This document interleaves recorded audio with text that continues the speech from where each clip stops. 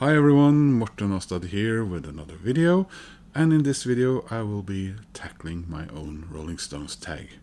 So was it a month and a half or 2 months ago I tried my hand at doing a Rolling Stones tag, and in my video I just asked the questions. I didn't deliver any sort of answers, and I probably asked too many questions. I went for 26 because it's the year 2026. Maybe should have made it a little more clear that you didn't have to answer all the questions. Not a lot of people have done the tag, but the ones that have done it have done an excellent job. My thought was that because there had been a Beatles tag again, I thought that it'd be commonplace, sort of, for to follow up with a Rolling Stones tag. And the people who did do the tag that I have discovered anyway are Alan from the Alan Rosenberg Show, who is my, whenever I need an idea to spend something to spend my money on when it comes to Rolling Stones, I'll watch one of his videos and start looking for one of the amazing things that he shows in his channel, and his knowledge and his experience, which is great. All the way down from Australia there, Ben Rankins did a Rolling Stones tag. And number 3, I don't know your name, but it was a really good one. It was a channel called Brain Twang.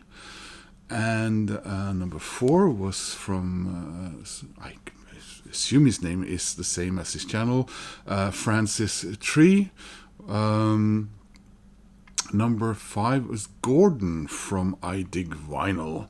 And least, but in no way least, last but nowhere least, rather, is of course Jack, who recently did it, coming back home from I think Hawaii. So the Vinyl Martini. So thank you guys for doing that, doing the Rolling Stones tag. So let's see if I can handle my own tag, shall we?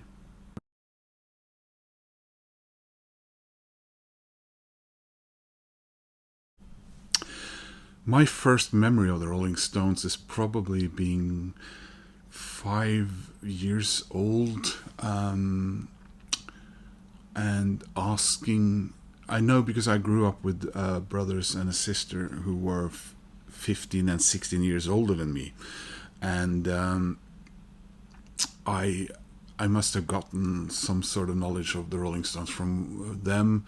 But I also remember that the mother of the neighbor girl, who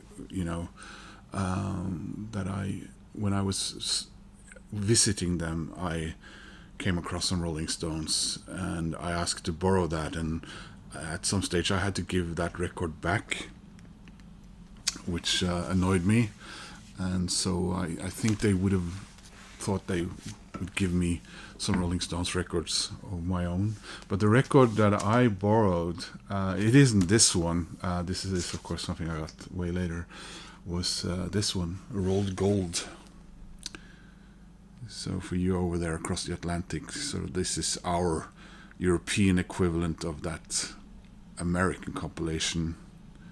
And so yeah, I would have been 5 or 6 years old at the time.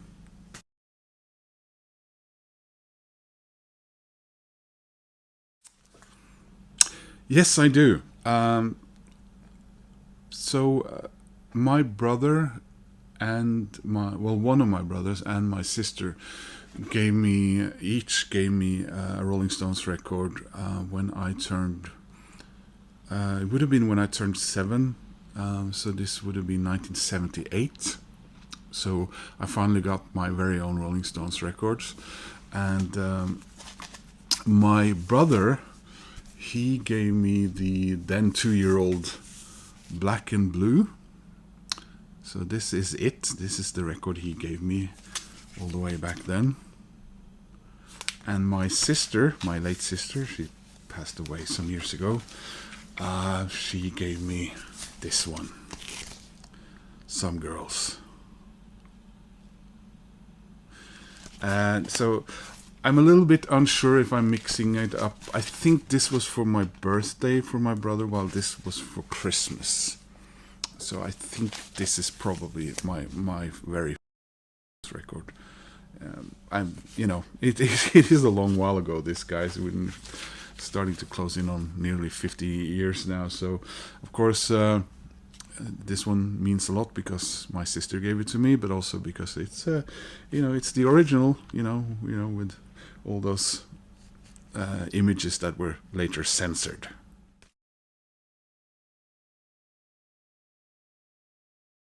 Yes, my latest acquisition is actually, once again, black and blue, but it's this one.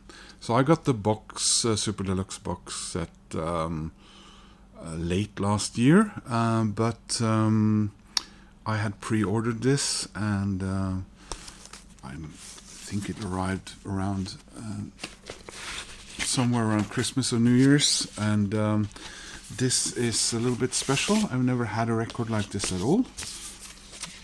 So this is the liquid vinyl version of Black and Blue, which was released in 2025, celebrating not the 50th anniversary actually, but the 49th, I guess, because this record came out, as I said, in 1976.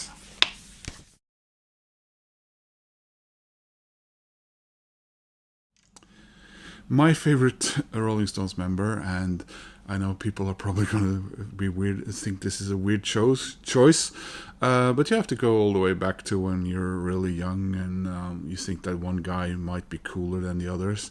And I always like the quiet, kind of cool people who are a little bit, seems a little disconnected from all the hoopla and all the stuff that the others go through.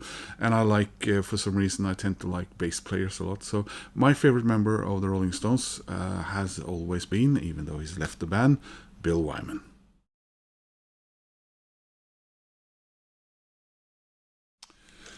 So when I asked this question, I really hadn't thought about it in a correct way, maybe, because I guess Keith Richards is also a lead guitarist, and Ronnie Wood has done a lot for Rolling Stones, and I'm sure in some ways when he joined the Rolling Stones, he kind of saved the band.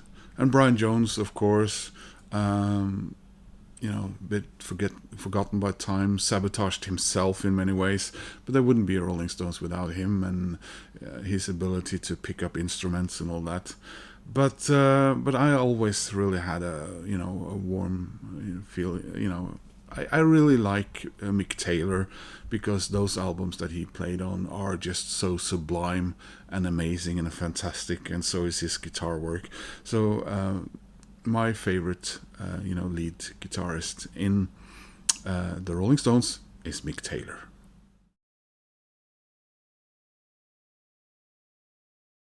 Well, an experience that makes me glad and happy to remember is seeing the Rolling Stones for the very first time, which was when they went on tour.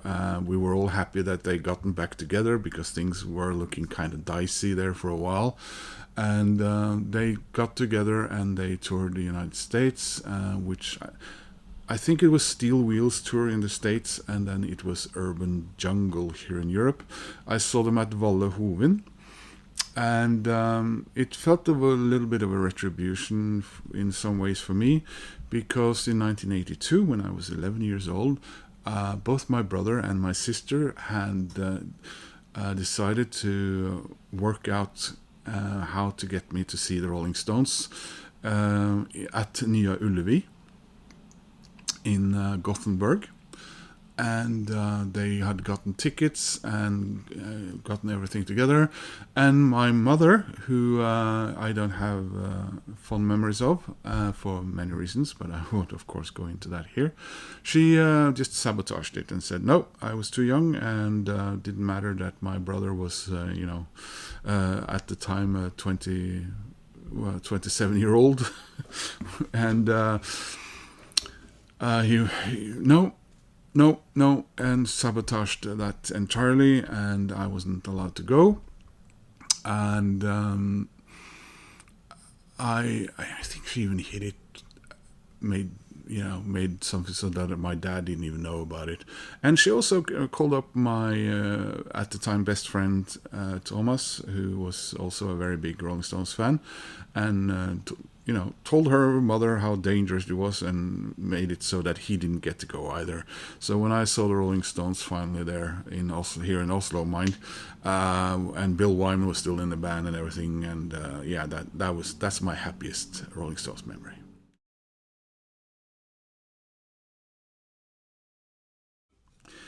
That's a pretty tough question I asked myself. And although I was kind of thinking I would show Sticky Fingers, and also a couple of the compilation albums, which have really cool album covers, a couple of you guys actually sort of persuaded me to choose differently. So this is not my favorite Rolling Stones album, although it has a really, really cool and unique track. But it's only rock and roll. I really love this art. It's pretty amazing. Of course, the last album featuring Mick Taylor. And my favorite track on this is the last one. It's such a strange track. It's a Fingerprint File. That's Rolling Stones going a little bit outside their comfort zone somehow.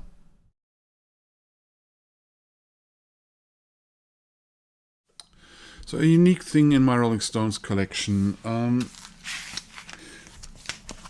I had a tough time deciding. I just got this late last year. I'm guessing you guys know what this is. So this is the Franco's. Spain did not think that the Sticky Fingers, Mick Jagger's crotch area was suitable for the Spanish people, so they went with these fingers instead for some reason.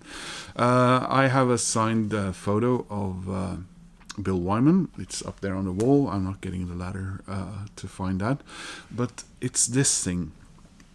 So this is an exhibition poster for an art exhibition which was here in Oslo, featuring actual paintings by Ronnie Wood of showing the Rolling Stones.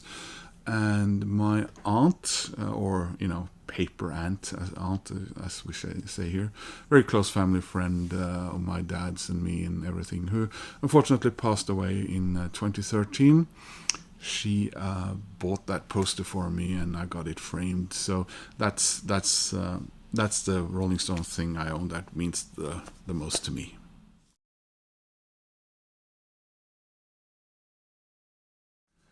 Yes, my favorite Rolling Stones book of all of them that I own, because I do own a few, and I was so happy to find it because I was suddenly thinking, is this down in Denmark?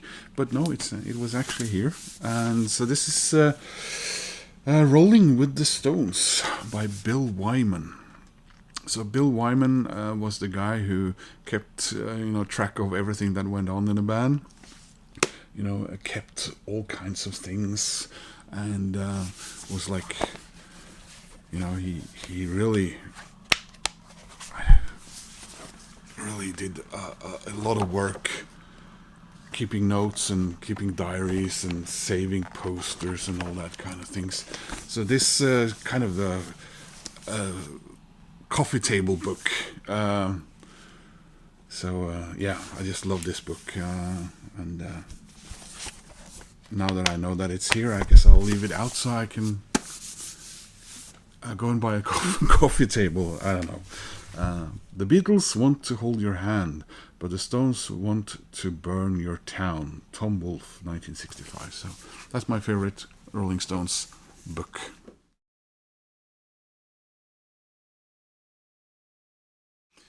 So, as I mentioned, yes, I have seen them live, and I have subsequently also seen them live at the same place later on. I think it was the Woody Lounge tour, and one of those others here in Oslo. They haven't been back for many, many years.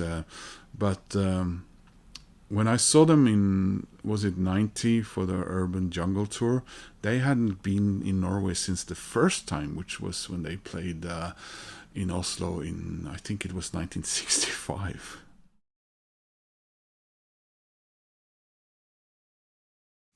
So among my favorites are this one, the Roundway Park, no, Round Hay Park, live in Leeds in 1982, because of course this was the tour when I was supposed to have seen them. So the DVD on this one I really like. I don't have a functioning DVD player now. I have a Blu-ray player, but so I can't really watch it. So this is a reminder I should, at some stage, try and get a functioning DVD player again.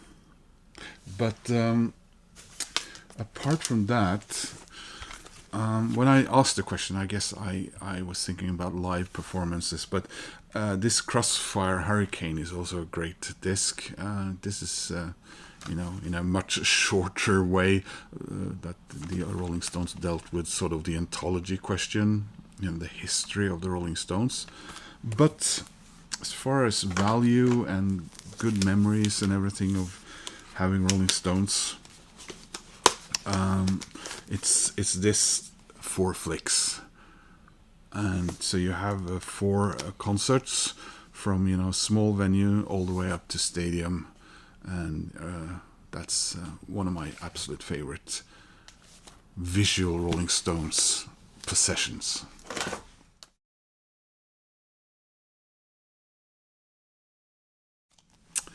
Yes, I do think that they can be quite funny. You can see some of their performances, some of their lyrics, of course. I would also think about Mick Jagger showing up for Saturday Night Live and various things. So, yeah, they do have a bit of a sense of humor. But I think the best example of their sense of humor is on this record. There's a line here in Faraway Eyes. I was driving home early Sunday morning through Bakersfield listening to gospel music on a colored radio station. And the preacher said, you always have the Lord by your side. I was so pleased to be informed of this that I ran 20 red lights in his honor.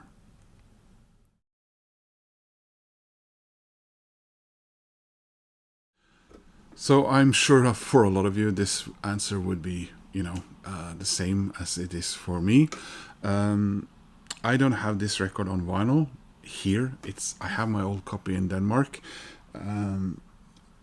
Some of the, the 80s and 90s and so on stuff, I still haven't replaced my old copies yet. I haven't gotten around to it because I also have several copies of them on CD. But yeah, it's dirty work. This is where I thought that I thought this was the end back then. I remember because you read about them all the time, about the mood in the band and everything, and the animosity. And yeah, it's not a favorite of mine, and I mean, I think a sign of what was going on in the band is the fact that there are, this is a late career. Well, it's maybe not in how many years have passed now, but you have cover songs and you have songs. I think Ronnie Wood contributes in the writing, which is rare.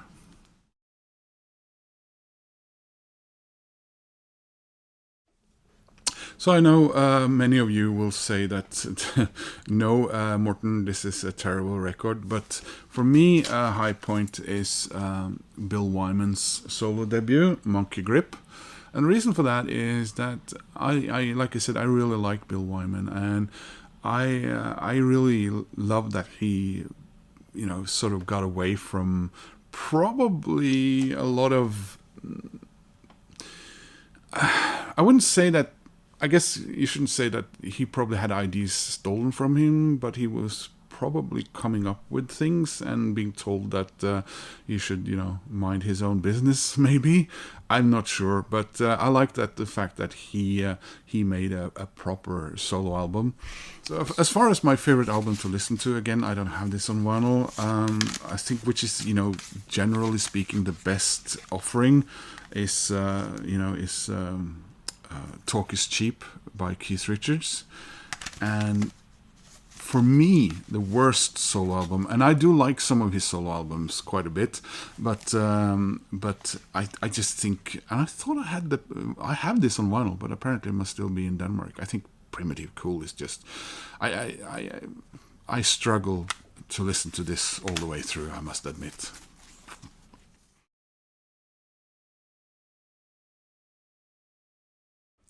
So again, my old copy of this is in Denmark on vinyl, so I have to show you the CD. This was the first CD that Virgin didn't release with one of those cool plastic covers in these mini vinyl versions. So you'll have to contend with this. This is Undercover.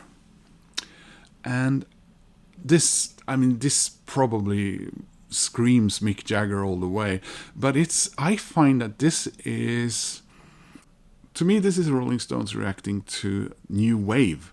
So I've always jokingly called this the Rolling Stones In Excess album.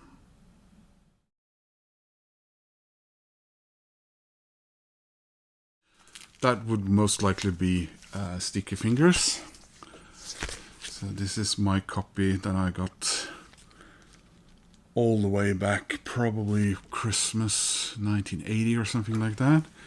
It has, it has the zipper, and it has 3 plastic covers around it. Yeah. So this is probably, it's a German pressing. I think it's probably like a second generation. And then I have this and several of the others on cassette as well, but not here. They're in Denmark. And then I have this. Is it like a 2018 or something reissue? Solely bought to listen to it on vinyl without the background noise. So it does not have a zipper. And then I have this cassette. No, sorry. Then I have this CD, and I have this Virgin. Where you have this around it and an extra protection because it has a tiny zipper. And I've been tempted to get a couple of other versions of this as well. Like, for example, I think there's a Russian one with this is not a man's crotch, it's a woman's. And then, like I showed you guys earlier, I have this one. And finally, I have this box set as well.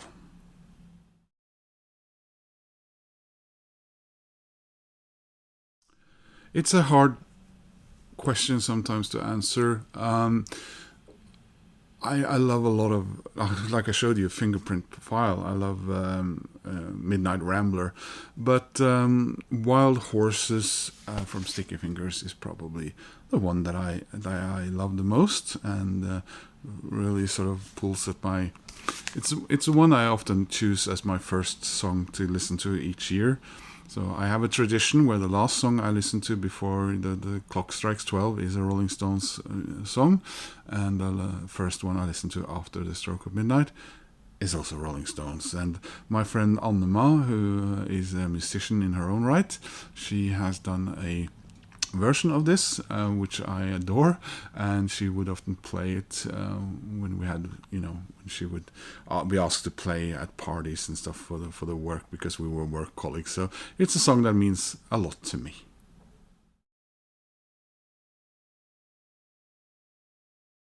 So, like I mentioned, you don't have to do the latter decades because it becomes a little difficult when they only release one album per decade. But for me, I would have to go with Beggar's Banquet. Love this album, although sometimes it's fighting it out with Let It Bleed as my favorite. And you might be surprised because of what I might answer later and what I've shown you before. But a favorite album from the 70s from the Rolling Stones for me, yes, it pushes out Goat's Head Soup. I love Exile on Main Street so much. It's such a cornucopia of everything, and I love this album, and this is my old copy.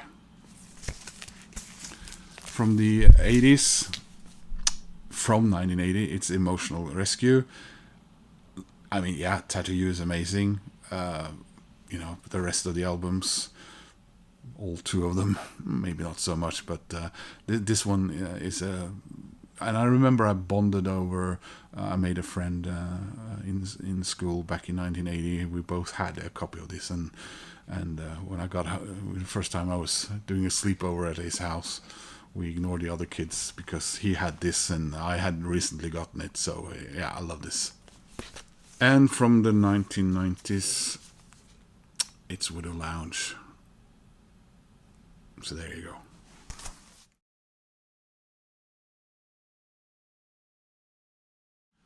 I can show you my very first Rolling Stone single. I never collected 7 inches that much, so many of them I gotten in the later years. But again, from Emotional Rescue. This is Emotional Rescue, and yeah, I love the cover art as well. So this is my first Rolling Stone 7-inch.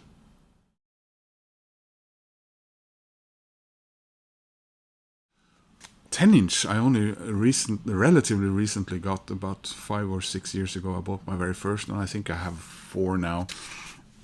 And my favorite of the ones that I have is Doom and Gloom, because it was something new from the Rolling Stones after years and years of more or less nothing but touring and touring and touring. So there you go.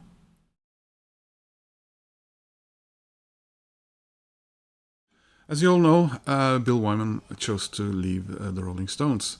But he didn't leave the Rolling Stones historically. It's not like he went back in time and didn't join the Rolling Stones.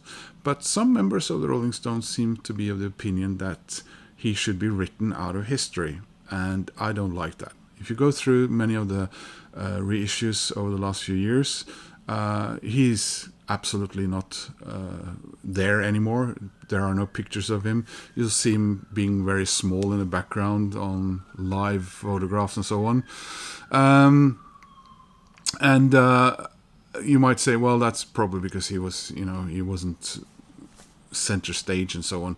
But this seems to be a thematic thing. And then when they, for some reason, reissued this rarities thing, called 1971-2003, they did this. And yeah, they removed him from this photograph, which is from a video, by the way, I think. Yeah.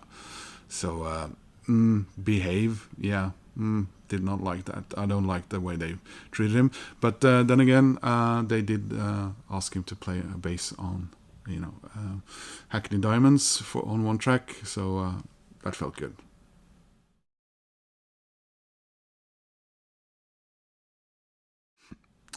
So it's a difficult one because, like I told you, I'm very fond of this one, kind of because of the history. But of course, this only covers up to, supposed to 1970. While this one is a really good one as well, there are so many compilations. But one that I wish I'd gotten when it was reissued on vinyl a while back is 40 Licks. Because this was the first compilation, official one, where they mixed, from the Decca years and from the subsequent EMI years. So this is a really good compilation if you want to sit down with some CDs that covers, you know, the entirety of the Rolling Stones' existence. Well, at least up to this point.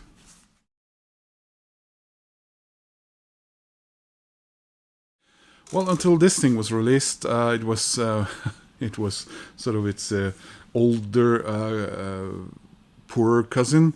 But when this was released, El Mocambo 77, it became my favorite Rolling Stones live album.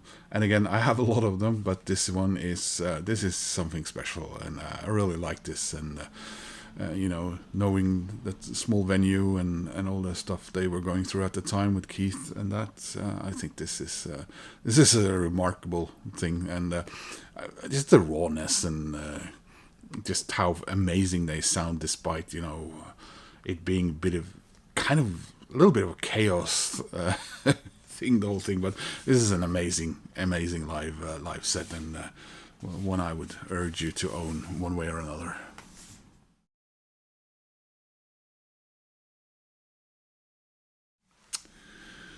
Well, it's you know, the childhood memories, learning about it from my older siblings, my father having a lot of disdain for. He could not. He thought it was awful, that hoo hoo music. Of course, my father was nearly 50 years older than me, so that's part of the reason he grew up in a very different time.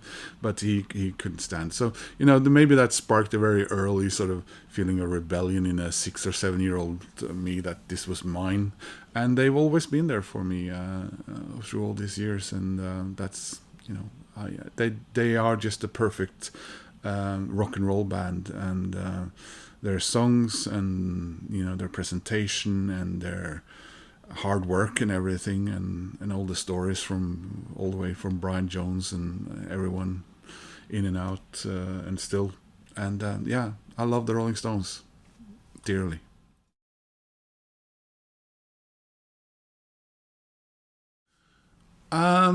I think I'm okay. I know that there's probably a new album coming out.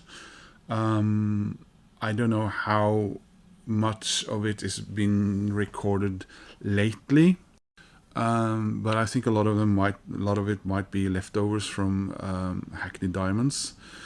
I kind of hope that there's some stuff from somewhat aborted attempts to record over the last few years before Hackney Diamonds was, you know, finally done.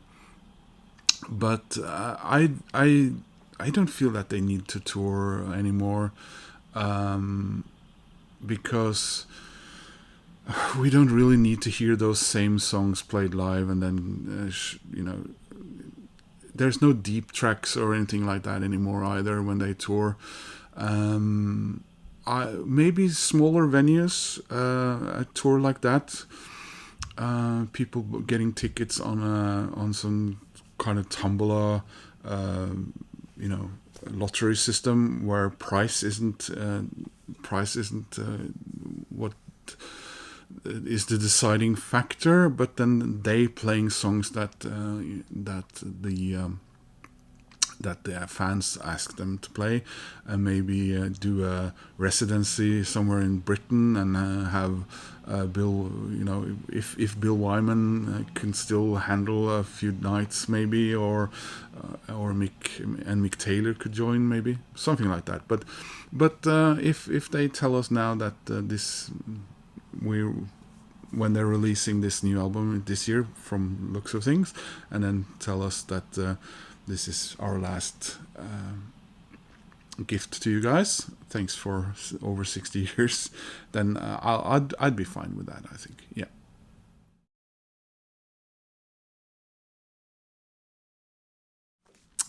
So, although I said my favorite album from the 70s were Exile on Main Street, their masterpiece, in my opinion, and you know, I'm sorry to Let It Bleed or Beggar's Banquet and even Goat's Head Soup, but in my opinion, their masterpiece is Sticky Fingers. And yeah, I'll end this video and this tag my tag, holding up the record that I've had for 45, maybe 46 years now, and that I always, listen to, and I'm never tired of it, and it's such a beautiful record. Sister Morphine, my sister passed away from, a heroin overdose, and I kind of wish she'd waited a couple of years to done that, so my father didn't have to go down there and identify her before he passed away himself 2 years later. But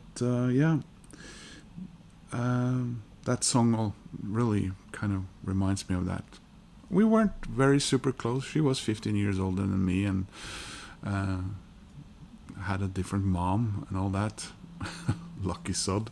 But yeah, so there's so many things interwoven in this. My friend Anne Magnhild and her version of this song, and my brothers, and my brother, the one that I'm very fond of, and the Rolling Stones, dear Rolling Stones. So, yeah, thanks for watching, guys, and I hope to see you soon in another video.